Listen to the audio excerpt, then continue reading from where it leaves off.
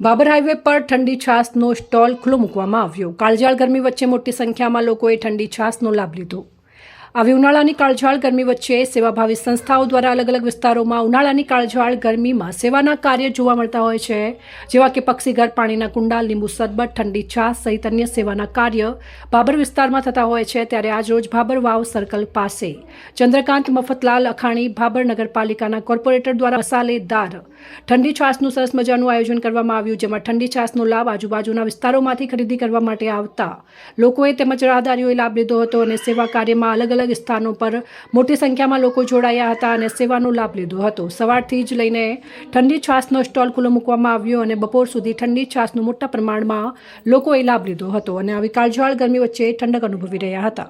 કાળઝાળ ગરમીની અંદર લોકો આવી ગરમીની અંદર ખૂબ હેરાન પરેશાન થઈ રહ્યા છે, ત્યારે ભારત વિકાસ પરિષદ અને મારા પરિવાર તરફથી આજે અહીં બાબર હાઈવે ઉપર ઠંડી છાશનો કેમ્પ રાખેલ છે, જે લોકોને અત્યારે આવી ગરમીમાં આશીર્વાદ સાબિત થાય છે।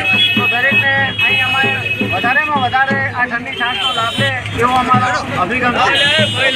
અહેવાલ ગોપાલ પુજારા, સંબંધ ભારત ન્યૂઝ, ભાબર।